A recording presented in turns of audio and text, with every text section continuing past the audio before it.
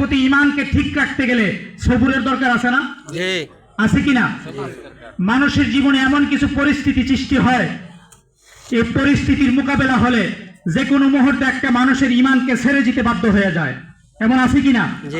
তখন যদি মানুষটার মধ্যে যদি সবুর যদি না থাকে, এই মানুষটার ঈমানকে ঠিক রাখতে পারবে না, ঠিক রাখতে পারবে না।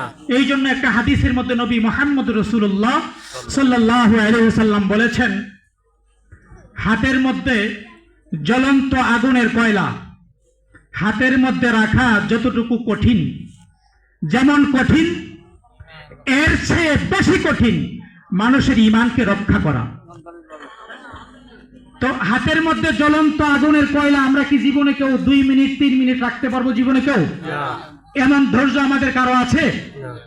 তো হাতের মধ্যে আগুনের কয়লা রাখা যেমন কঠিন, এমন কঠিন হবে ঈমানকে হেফাজত রাখা। তাহলে ঈমানটা অনেক জটিল বিষয় কিনা?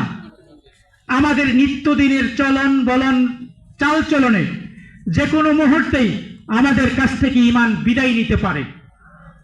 তো ঈমানকে মেহনত করতে গেলে ওই যে আগুন, জ্বলন্ত আগুনের কয়লার মতো ঈমানের উপরে থাকতে গেলে আমাদের সবুরের দরকার। কিসের দরকার? সবুরের দরকার। ঈমান এবং নেক আমলের উপর থাকলেও সবুরের দরকার।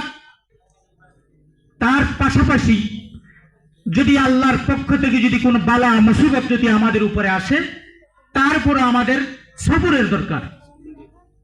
তারপরে আমাদের উপরে যদি কোনো, আমাদের সামনে যদি কোনো গুনাহের কাজ যদি এসে পড়ে, ওই গুনাহ থেকে বাঁচতে গেলেও আমাদের সবুরের দরকার। আমাদের কিসের দরকার? সবুরের দরকার। সবুরের দরকার। এই জন্য আল্লাহ তাআলা বলছেন, ইন্নাল্লাহা মা'আস সাবিরিন।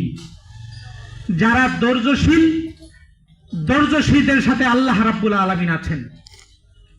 যারা সবুরকারী, এদের সাথে কি আছেন? আল্লাহ আছেন।